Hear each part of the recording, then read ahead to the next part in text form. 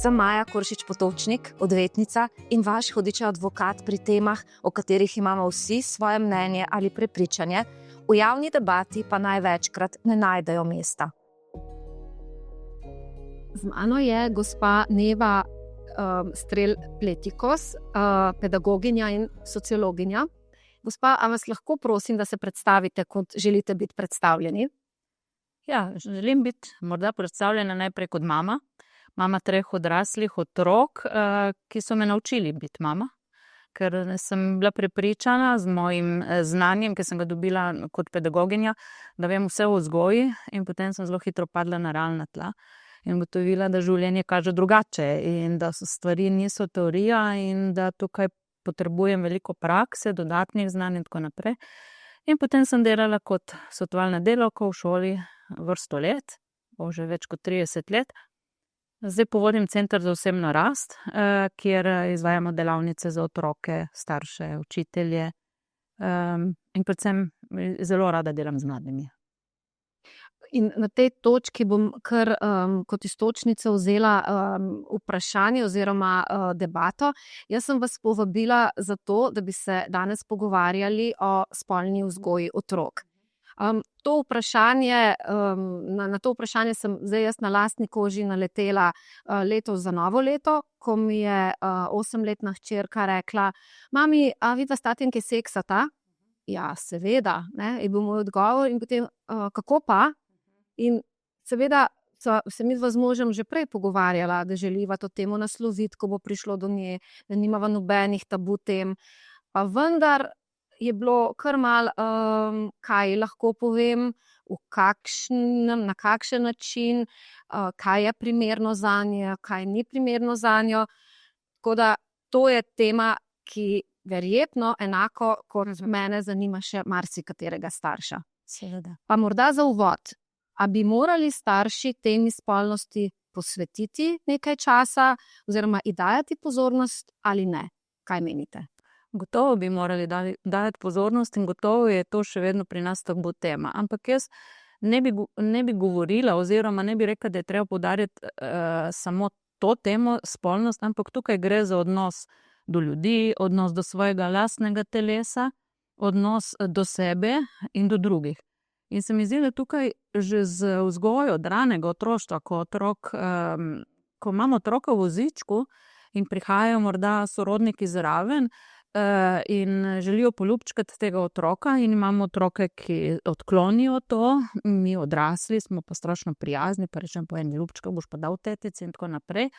In tukaj že otrok v tako rani fazi ne sme odločiti o tem, kaj čuti, kaj sme narediti, kaj bo naredil s svojim telesom. In tukaj je že začetek spolne vzgoje. Začetek spolne vzgoje je takrat, ko so otroci zreli oziroma mladostniki ali pa mlajši odrasli, zreli za spolne odnose oziroma ko nas to vprašajo, ampak se mi zdi tako pomembno, da jih učimo tega odnosa do lastnega telesa, do lastne volje, do mej do lastnega telesa. Kaj bi bila pravilna reakcija po vašem mnenju, kadar se to zgodi? A mi boš dal enega ljubčka? No, daj mi enega ljubčka. Prepustimo otroku in če otrok reče ne bom, spoštujemo njegovo voljo. Seveda moramo tudi odrasli paziti na to, a mi boš dal enega ljubčka in tako naprej, ker to dejansko silimo v njegov osebni prostor. In ta osebni prostor je že od majhnega namenjen res najbližjim. Mami, tatju, morda že veliko manj starim staršem in tako naprej. Ampak otroci izrazijo svojo voljo, kdaj so za to pripravljeni, kdaj dovolijo to bližino. In takrat se tisti njihov jaz, do kje se pa jaz smem spustiti in do kje ne, oblikuje. Kaj pa ti najintimnejši stiki v zgodnjem otroštvu, to je kopanje, umivanje, oblačenje, in potem, ko otrok raste, na nek način odrašča, v kateri fazi morda to postane neprimerno, a sploh postane neprimerno, če se pogovarjamo o relaciji starši, otroci? Zopet bi tukaj poudarila odnos. Seveda je to, da otrok nas vidi gole in je to nek normalna zadeva, če mi tako mislimo, če se mi tako počutimo. Konec koncev mi sabo nosimo svoje vzorce naše vzgoje, ne? In tudi tukaj pri tej goloti je že velikokrat bom rekla, stiska pri starših, ne. Zelo hitro otrok tudi vpraša, kaj imaš pa to, sprašuje po spolnih organih, sprašuje po tem, kar vidi, in je zelo pomembno, da takrat odgovarjamo tako, kot je, primerno sicer njegovi starosti. Ne govorimo s pomanjševalnicami, ne govorimo o nekih drugih imenih, ampak preprosto povemo tako, da je primerno njegovi starosti in da otrok razume. In tako ga konec koncev je to spet pred uvertura za razgovor o tem spolnih odnosih. Očitno bo kar neka zelena nit najinega pogovora, kaj je primerno otrokovi starosti. Zdaj pa, če je nekdo samo starš in je laik na tem področju, kako vemo, da je nekaj primerno starosti otroka ali pa kdaj nekaj ni primerno starosti otroka?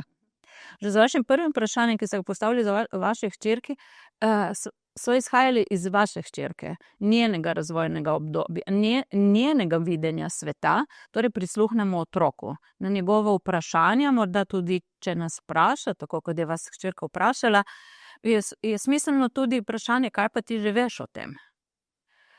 Seveda so neke, kako bi rekla, neke meje, razvojna psihologija ima določene stvari zelo razdelane, ampak otroci so razvojno zelo različni. Tukaj ni tabele, tukaj ne uporabljamo tabele, ampak izhajamo iz otroka. Izhajamo iz njegovih izkušenj, njegovega videnja, njegovih vprašanj.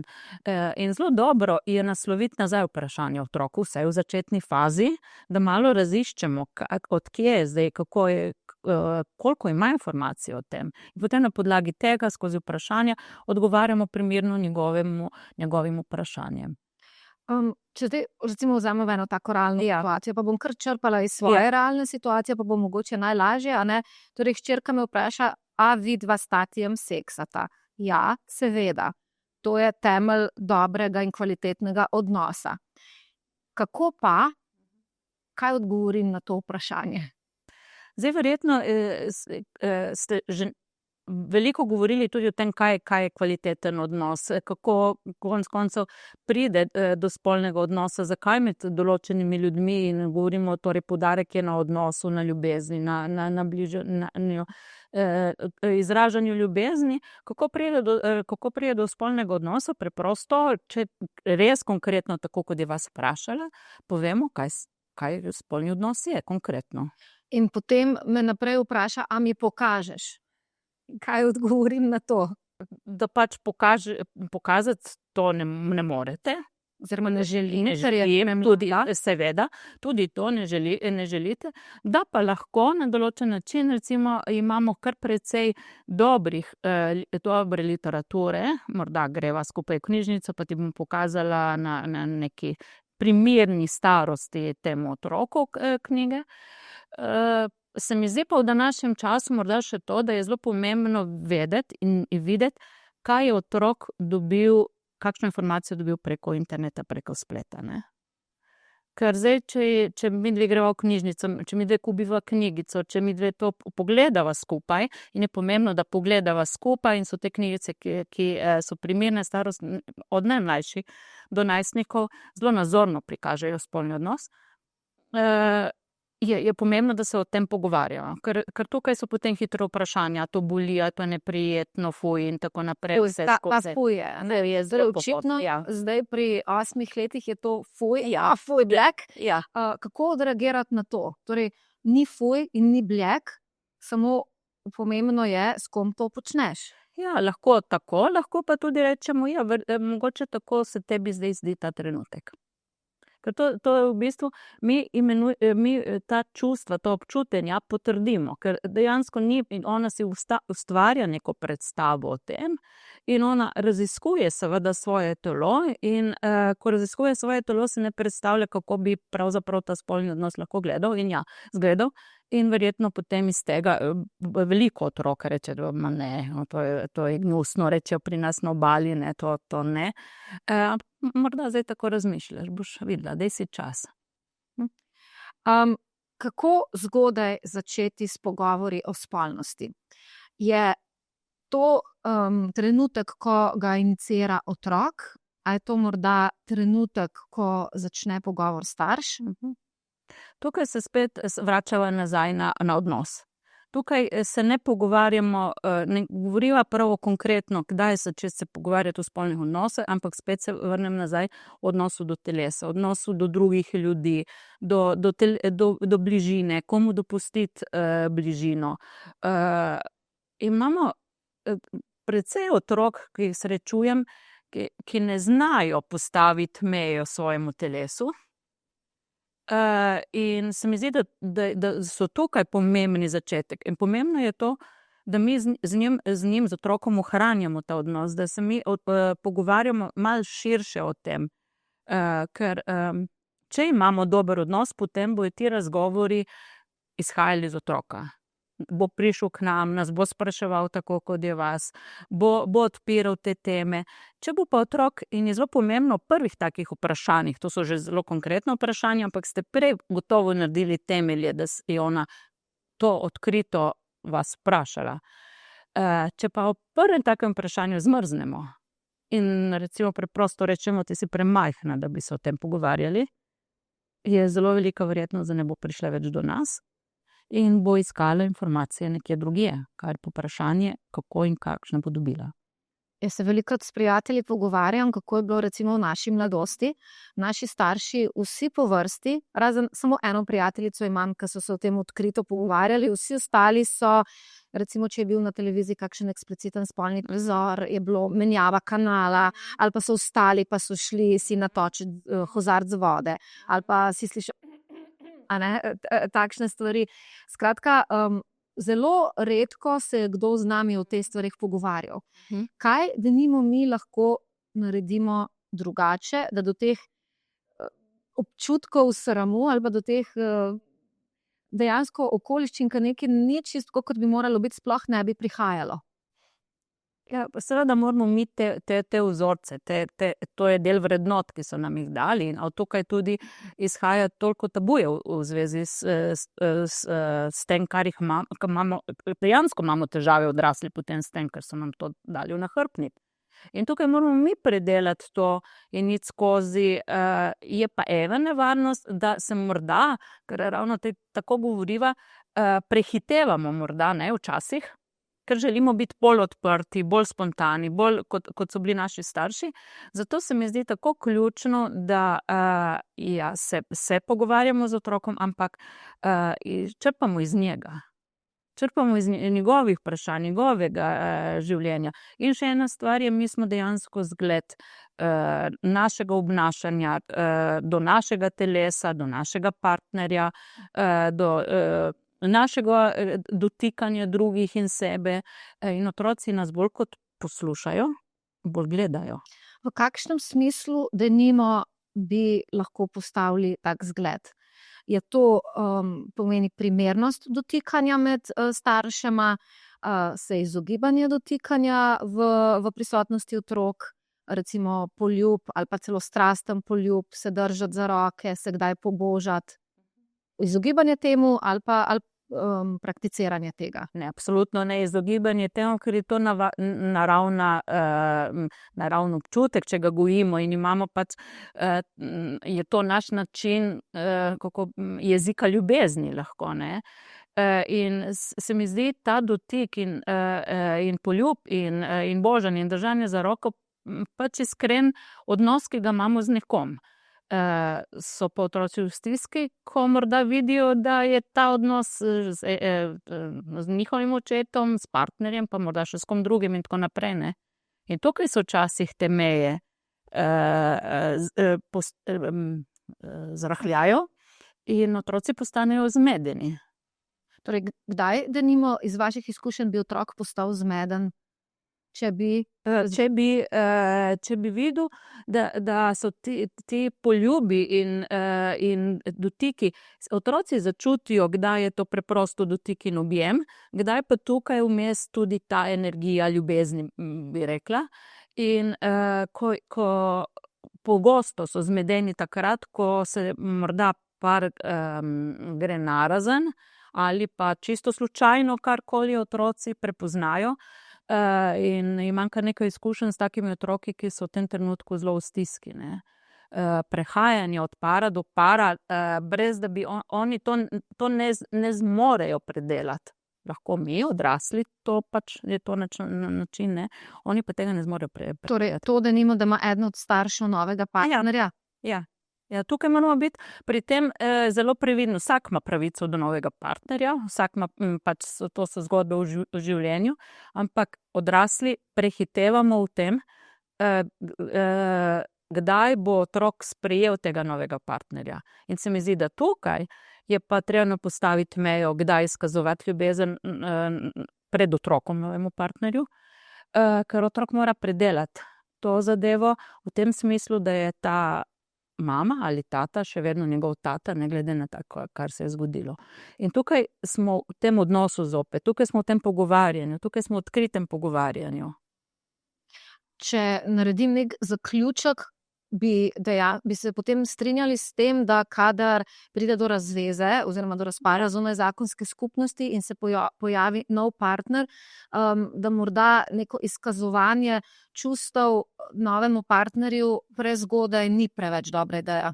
Seveda, otrok mora, takrat ni preveč dobra ideja, ne? Ko je družina umirjena, ko sta to mama in oče, je to naravno za otroka, govorim, in otrok to ponotrani in mu postane to lepo in je pomirjen, ko jih vidi, ko nas vidi, da smo okej, da na tak način izkazujemo ljubezen, in kar se mi zdi tako močno, je to, da mi s tem otroku sporočamo naprej, kako je pomembno to izkazovanje ljubezni, ne.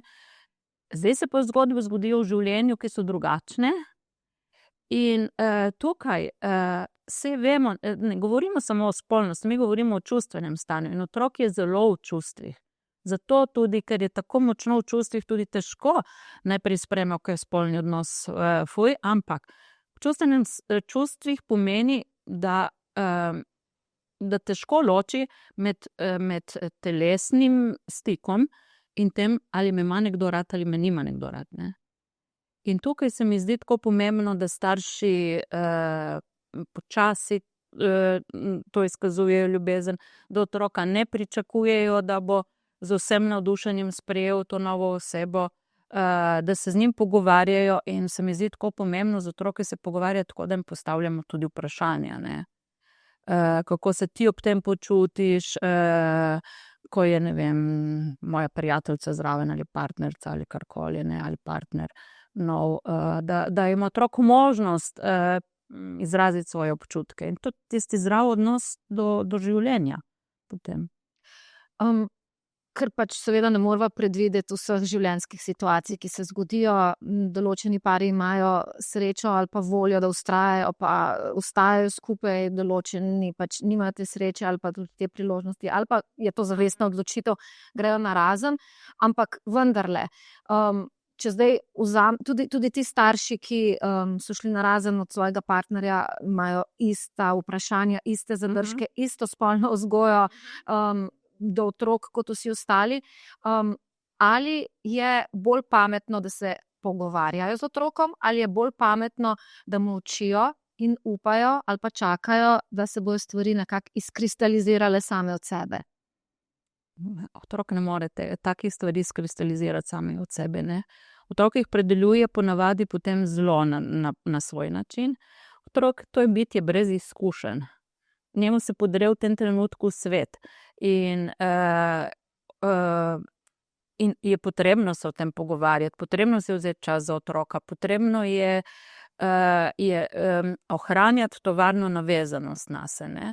To pomeni, da ima otrok občutek, da je najpomembnejše bitje za nas, ne glede na to, kar se je zgodilo med mamico in očem, recimo, ampak da otrok čuti našo pristno ljubezen. In tukaj moramo v takih trenutkih, ko se nekaj takega zgodi, to izjemno poudarjati, pokazati, predelati pri nas samih, da je to nujno, da otroku to kažemo, povemo, izkazujemo in se pogovarjamo. In sprejmemo njegova čustva, jezo, žalost, pogosta je, tako imam izkušnje tudi pri delu z otroki, je jeza do novega partnerja. In tukaj se spet lahko stopnjuje potem v odnosu spolnosti, ne? In tukaj mu moramo dovoliti, mora predelati določene stvari, ne?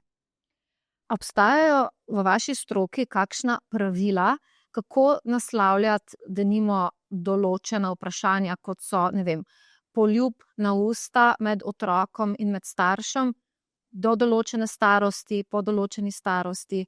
Denimo, jaz lahko svoj primer povem, ne? Jaz imam 2 hčerki. Pri prvi je popolnoma gladko šlo, da do neke točke naprej je bil poljub vedno objemen, poljub na lice, na laske, kakorkoli. Imam pa mlajšo 5-letno hčerko, ki ima prav noro potrebo, da vedno mi da poljub na usta še vedno. In na trenutke, že meni ni več recimo ugodno, ampak zdi se, kot da meje premika, da eksperimentira, včasih še z največjim veseljem še jeziček ven da, še malo poliže zdraven. Skratka, a so tukaj kakšna pravila, kdaj, od katere starosti, kako ravnati? Posebnih pravil in posebnih mejnikov tukaj ni, ne? Spet se prilagajamo razvojni stopnji otroka oziroma njegovemu razmišljanju. Morda je mogoče malček ozavestiti za vsako vedenje, ki ga izkazujejo naši otroci, je neka logika. Nekaj pridobi s tem, ne? Zdaj pa kaj pridobi, je pa izjemno težko ugotoviti, ne? Navadi pri mlajših otrocih je vedno nek dodatek dobimo zraven, ne? Svoje mesto iščejo, svojo pozornost iščejo in tako naprej, ne? Saj mislim, da lahko taktno malo poskušate to izpeljati drugače in dovoliti, da pač mislim, da bo to tudi zvenelo. Kakšna je pa vloga šole pri spolni vzgoji otrok? Vloga šole je velika pri spolni vzgoji otrok. Tukaj konec koncev so tudi v današnjem času, ko se otroci zelo malo družijo zunaj spontano, kar smo počeli v naših generacijah in smo seveda zunaj prepoznavali drug drugega, bili smo cele popoldneve zunaj. Ti naši otroci so neprestano v organiziranih interesnih dejavnostih, organizirani šoli in so tisti, ki med vrstniki dejansko prvi v šoli oziroma v vrtcu prej. Sam učni načrt osnovne šole predvideva, da bi bilo v vsakem letu nekaj tudi spolne vzgoje. In jo je tudi preko naravoslovja in drugih vsebin prihaja notri.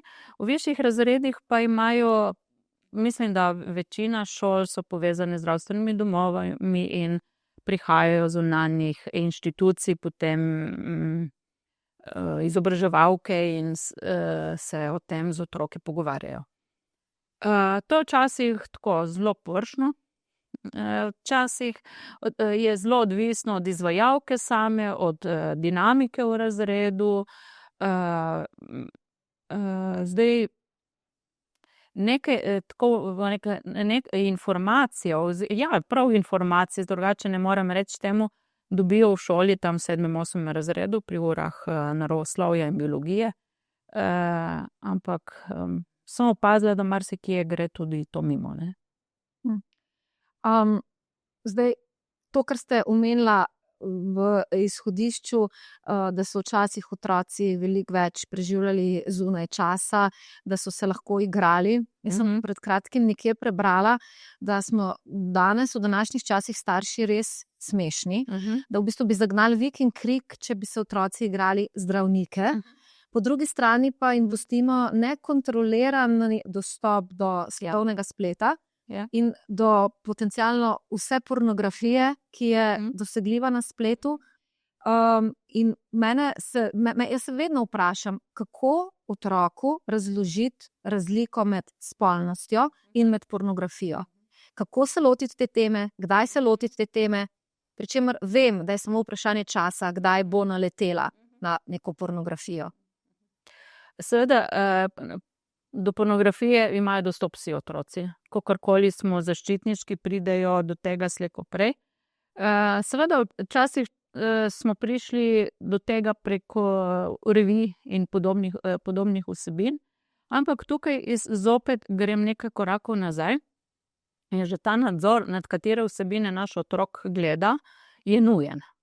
Ko mi damo otroku v roke telefon, sklenemo z njim, rečem, neke vrste pogodbo. Telefon načeloma mi kupimo in mora biti jasen dogovor, čemu je namenjen, kdaj bo namenjen, kje bo telefon po noči in tako naprej. Imamo primere, ko otroci prenehajo, imam iz izkušenj nekaj takih otrok, ki so prenehali hoditi v šolo v osnovni šoli, ker so bili po 18 ur na telefonih. Tukaj ni nadzora nad tem, kaj oni gledajo in kako gledajo.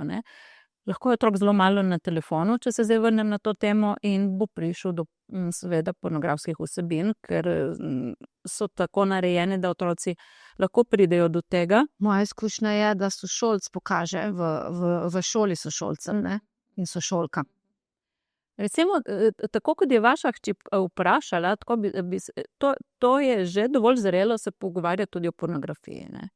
In odkrito povedati, da kako se snema te filme, da vzadaj je denar za to, da tukaj ne moremo govoriti o zdravem spolnem odnosu, da tukaj ni odnosa. In še ena stvar, ki bi jo bilo potrebno, sicer vse to govorimo starosti primerno, tukaj bi malo previdna bila pri 8-letnici, in zelo bi izhajala tudi mogoče bolj z vprašanj. Se ti je videla? Tako. Kdo ti je pa to pokazal? Kaj točno je pa bilo na posnetku? Kako si se ob tem počutila? V tem smislu? V tem smislu. Je pa lahko, da na kakšno teh vprašanj, recimo, kdo ti je to pokazal, lahko reče tudi, da ne ve, da ne bi želela povedati, pa nas to ne zmoti. Ker tudi oni vejo, da je tukaj tanka meja in pač neke stvari ne bodo povedali. Še ena stvar, ki se mi zdi pomembna pri pornografiji, je to, da jih opozorimo, da lahko nekateri ljudje postanejo odvisni od tega. In tukaj imamo krasno od tega gledanja, od občutenja ob tem, krasno priliko tudi razgovora o odvisnostih potem naprej. Ampak to doziramo, na starosti primerno, vprašanjem primerno. Kako pa omenila ste, da bi bilo to dobro ali pa da je to pomembno? Kako vzpostaviti pravila glede uporabe interneta, zasebnosti, katere vsebine so za otroka primerne? Kakšno obnašanje je primerno, pa ni primerno na spletu? Potem posledično bom tudi vprašala, seveda, pošiljanje fotografij, razgaljanje, če te nekdo prosi, pa mu zaupaš in tako naprej. Otroci telefone imajo, to je stvar današnjega časa. Smo pa zelo velik zgled, kako in kdaj uporabljamo telefon najprej starši. In tukaj, preden se mi pogovarjamo in dogovarjamo, moramo malo počistiti pri sebi.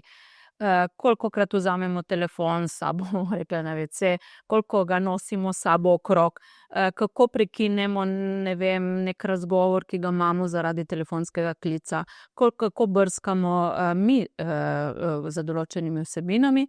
In tukaj imamo majhne otroke, 2-letni otroci, ki niso imeli še v rokah telefona, ampak ko se igrajo to igro v loko, oni to ponazorijo tako, da kje si se pa to naučil. A je gledal je, samo opazoval je, oni so skeneri, oni nas vidijo. Tako da predtem moramo razčistiti sami sabo, kakšna sporočila dajem otroku s tem vedenjem, s tem, ko jaz to uporabljam.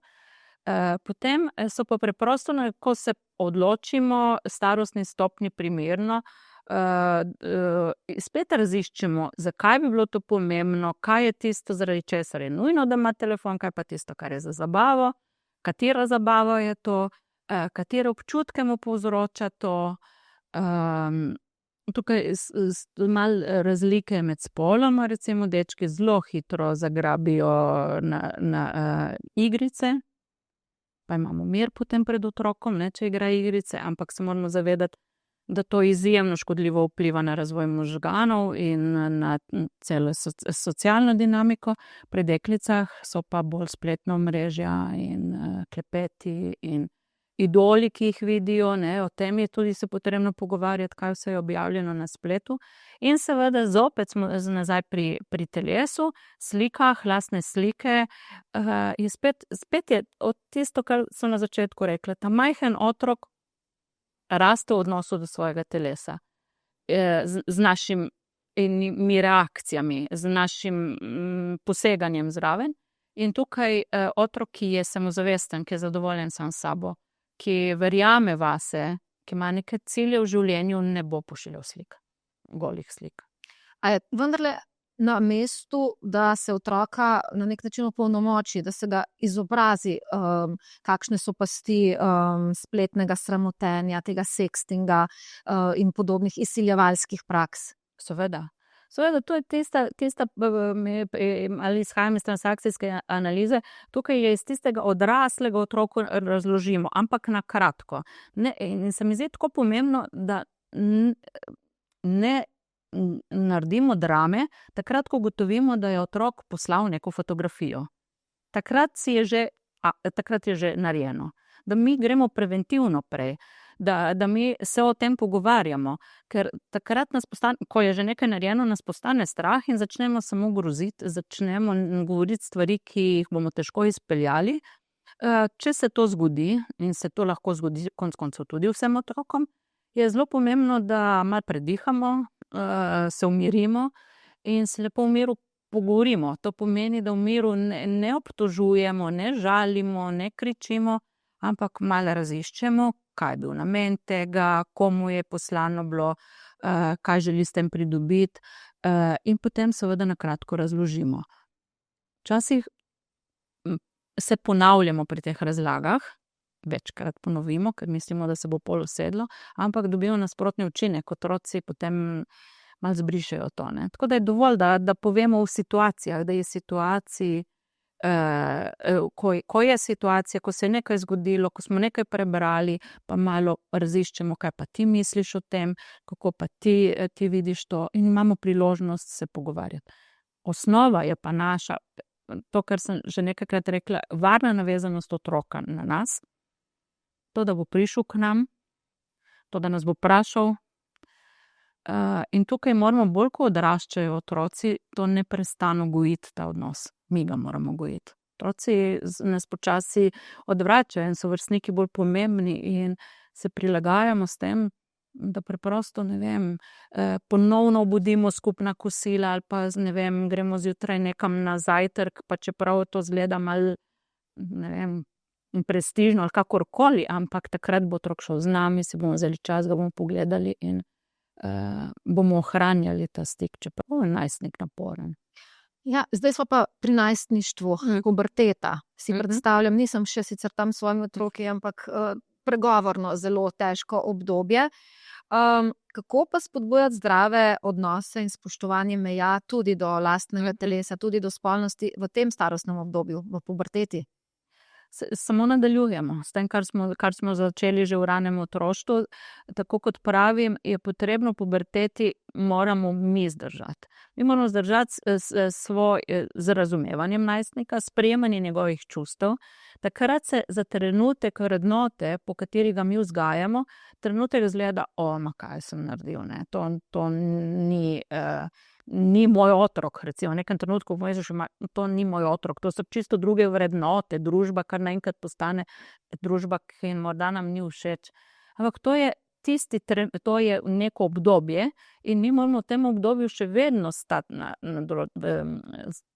postavljati določene meje, tudi določene posledice, ampak otrok je takrat tako v bistvu nesiguren vase, tako ranljiv, da nam tudi to postavljanje mej, ta komunikacija, ta čas, ki ga namenimo otroku, izjemno veliko pomeni. In včasih, ko delam z otroki v najstniškem obdobju in malo bolj skrenejo kot samo trenutek, da zdaj vrednote padejo, se vedno potem konča na tem, da so izgubili stik s starši. Starši ali vnemi po delu, ampak bolj kot vnemi po delu, bolj vidim to, da jim je naporno postalo to svojim otrokom. Se z ničemer ni zadovoljen, se skozi viha nos, se zjutraj že, ko vstane, je slabe volje. Jaz pravim, pri nas na Obali, iti z najstnikom na slavnik je izjemno naporno, ker se začne že preden gremo, pa kdo hodi v hribe, pa kaj, pa in levo, desno. Ko to zdržimo, se imamo lepo, načeloma. Je pa zelo pomembno, da se tudi najstniku prilagodimo. Če imamo najstnico, ki vidimo, da se v krogu nekih trgovin bi gibala v nekem obdobju, pa gremo v krog teh trgovin, pa izkoristimo še za en čaj skupen, pa izkoristimo še en sprehod do trgovine. Tako da tukaj je treba zdržati v tem smislu. Kaj pa vprašanja privolitve, vprašanja, kako postaviti sebe pred pritisk vrstnikov?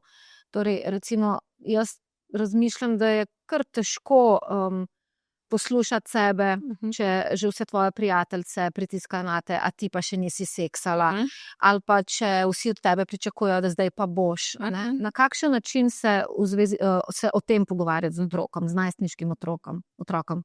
To zelo težko zdržijo. Otroci zelo težko zdržijo, ampak je spet zelo pomembno to, da so slišani. To pomeni nekako tako, da slišimo njegova čustva. Vidim, da te je to zelo razjezilo, kaj pa lahko narediš. Vidim, da si žalostna zaradi tega. Tukaj pri dekletih je zaradi takih stvari veliko izključevanja. V nekem trenutku prijateljci nista več prijateljci, ker je ta prijateljica pač z nekim drugo vrednoto šla v življenje. Ampak se mi zdi, da doma, kar starši lahko naredimo, je to, da so otroci slišani. Da so čustva slišana, da pa jim pomagamo izbrati ven iz teh čustev prava vedenja. To pomeni, da kaj pa lahko zdaj, to so zopet vprašanja, kaj pa lahko zdaj narediš, na koga se lahko obrneš, kako ti lahko pomagam, je vprašanje. Se mi zdi, včasih starši v tem strahu pogosto nasvetujemo nekaj, kar je z naših izkušenj, z naših let. Oni pa tega potem ne zmorejo. Recimo, ne vem, če je neka prijateljica prišel konflikt, pa jo je zapustila, pa rečemo, daj, no, ne sekiraj se, veš, koliko prijateljic, boljše, da take prijateljice nimaš. Se je pa Svet sesul.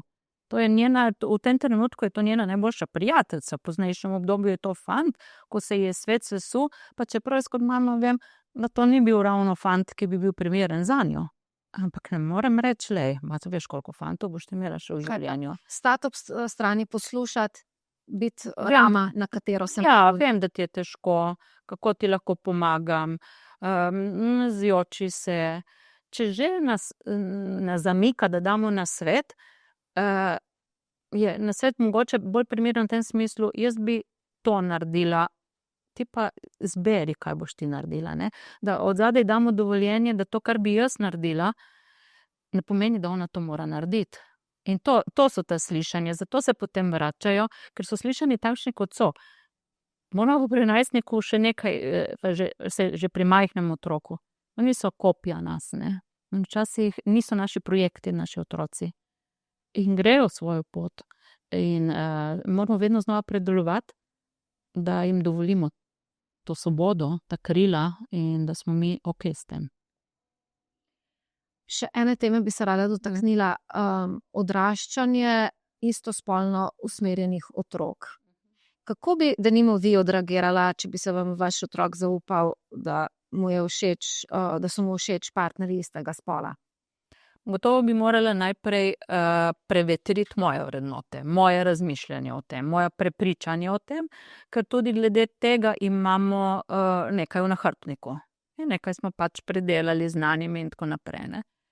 Druga stvar, kar se mi zdi pa tukaj pomembna, je to, da moramo, odvisno koliko bi bil star otrok. Kar se mi v zadnjem času dogaja, pa še prej, ko sem delala v šoli, so otroci prišli s temi idejami, da jim je všeč isti spol, da so srednjega spola, recimo to se v zadnjem obdobju zelo razpaslo. Ampak to je bila informacija, ki so oni dobili po spletu. To je bila informacija, ko jim je nekdo, ko so oni dobili, da tam bil na nek način všečen, ali pa ta drugačnost je všečna, ali pa tukaj nekaj.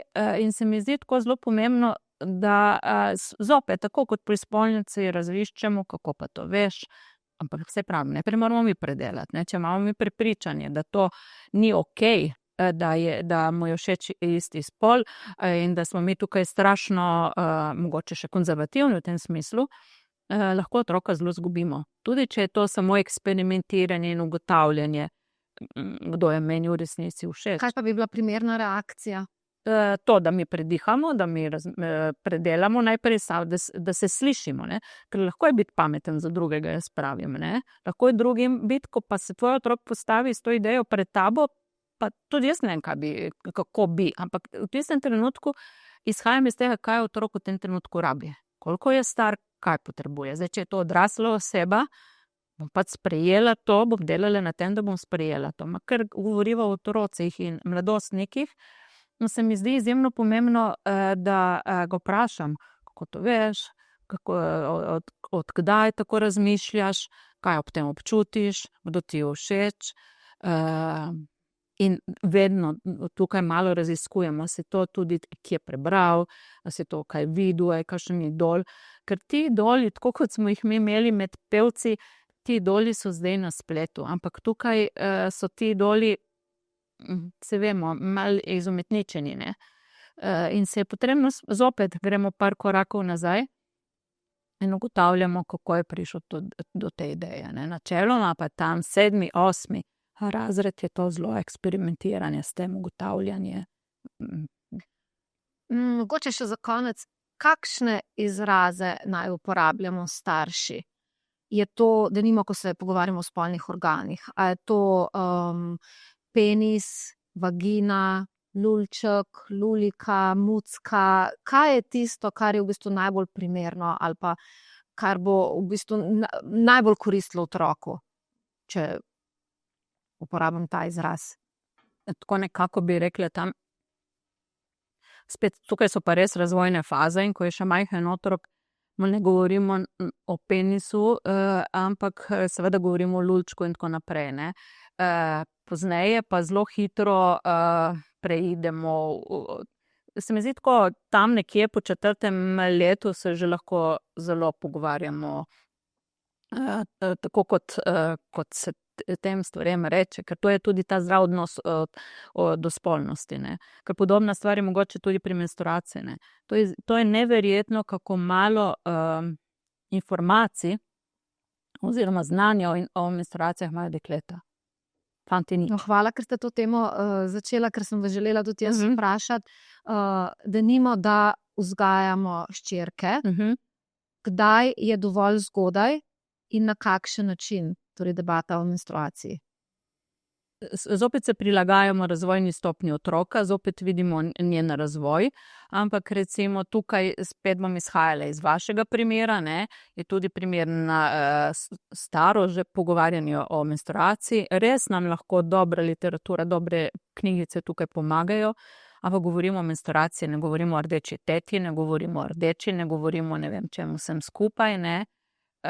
Lahko se nam zgodi, in to se velikokrat zgodi, ne, da otroci vidijo, da mi, ne vem, imamo vložke, tampone, ne vem kaj vse, mamice. No, to je primer recimo moje mlajše hčerke. Moja 5-letna hčerka najrajši na svetu, oziroma ves čas me prosi, da bi bila zraven pri vstavljanju in izvlačenju tampona. To je njej najbolj zanimiva stvar na celem svetu in zdaj sem seveda pred dilemo, ali to omogočiti ali ne.